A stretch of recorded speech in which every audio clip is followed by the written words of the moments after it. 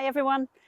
In today's video, I'm going to be talking about 5 important considerations while traveling full-time in an RV. And stay till the end because I've got a bonus tip for anyone who is looking at insurance for a truck camper.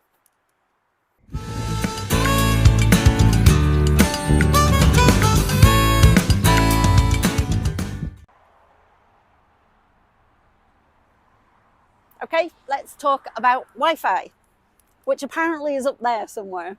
Wi-Fi, internet, that kind of stuff. First point I want to mention is campsites. If you don't already know, Wi-Fi in campsites is useless. For the majority of them, it's so bad it's not even worth advertising that they have it there. When we do find a good one though, we download like mad. Canada is known for expensive telecoms and poor coverage. It's all true. So we use TELUS for our phone and internet. It's $123 per month, and we get 100 gig, which we can use in Canada and the US. And then once we hit that 100 gig limit, it's unlimited, but once we hit the 100 gig, the bandwidth is throttled, and it's throttled so much that it's pretty much useless to use. In Canada, at least, if you come off the highways or you're out of a city, you can find yourself without cell service really quickly. So you might want to look into other options for your internet, maybe even look into Starlink. As Canadians, we have to talk about healthcare.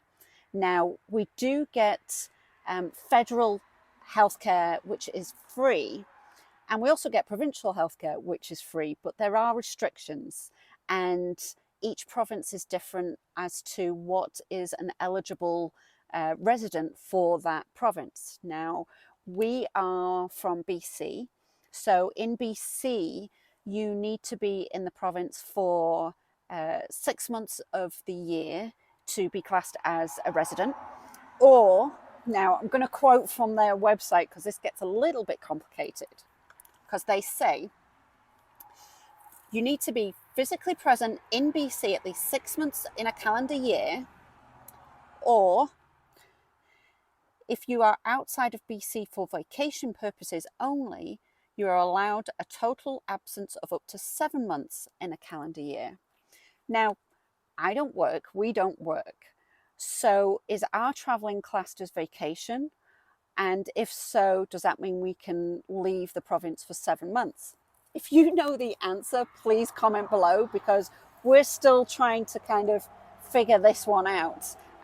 So it sounds like we can leave the province for 7 months if it's vacation related, or it's 6 months if it's not.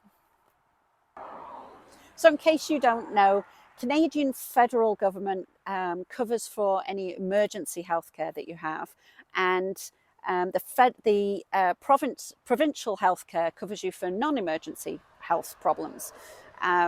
So what we do is we buy third-party healthcare for when we're traveling. So we buy ours through Medipack, which covers us for when we leave the province and also when we leave the country. We buy it in a 6-month kind of pack, and that costs about $1,600 Canadian for the pair of us.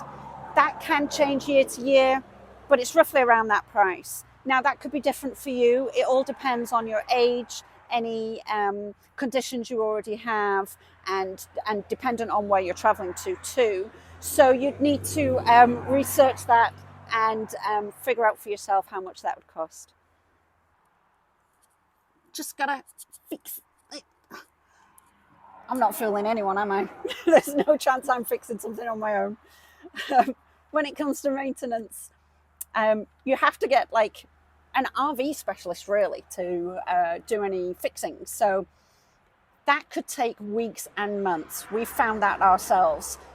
So, you know, compared to a house where you call a plumber and they come out in a day or two, or an electrician or whatever. We have to go to a specific person to fix a specific thing. They may need a part. It might need to get shipped from somewhere. So you have to think about that and plan ahead for that kind of thing. So when you're living on the road, it's a good idea to have a rainy day fund.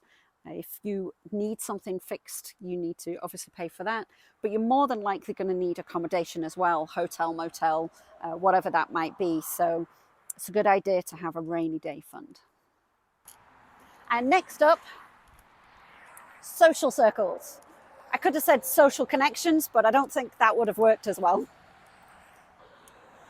One of the challenges of being on the road all the time is making friends and getting connections. It's not like a house where, you know, you have neighbors that you see regularly, or that you go to a coffee shop or a golf course with the regular crowd.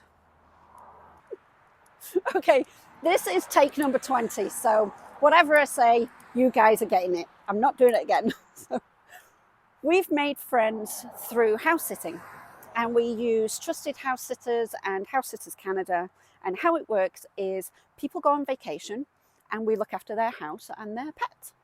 And we've made quite a few friends that way. So whenever we're traveling back in the area, we'll meet up with them for a coffee or a drink, that kind of stuff.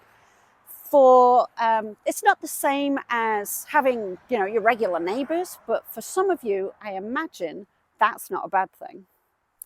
Yes!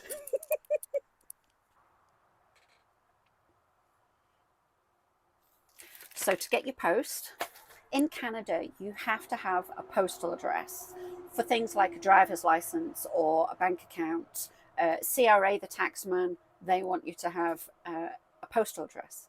So we use UPS because they give you a street address for their PO boxes. And what we'll do is, if we're near friends or family, we'll ask if we can get our post forwarded there, and then we'll pick it up when we go and visit. Or if we're doing a house sit, we'll ask permission if we can get our post forwarded there, and then we'll pick it up from there as well. So we check our PO box 2 or 3 times a year. So our UPS box costs 264 Canadian dollars for the full year. That's for a personal small box. You could also consider, if you're buying parcels, especially from Amazon, of getting it delivered to an Amazon lockbox near you. Just be aware that oversized items and some electronics won't go to a lockbox. It needs to go to an address. Okay, it's bonus time. This is for people who are interested in truck campers. So when you're buying your insurance, you don't need separate RV home insurance. As long as you keep your camper on your truck, it's part of the car insurance. It's classed as cargo for your truck. So that's a definite bonus tip, that you don't need to pay anything extra if you've got a truck camper. I hope you enjoyed that and it was useful. If you've got any questions about what I've mentioned, or any other things that you want to know about full-time RVing in a truck camper, comment below. And if you haven't already, subscribe, click on the notification bell so you know next time I post, and I'll see you in the next video.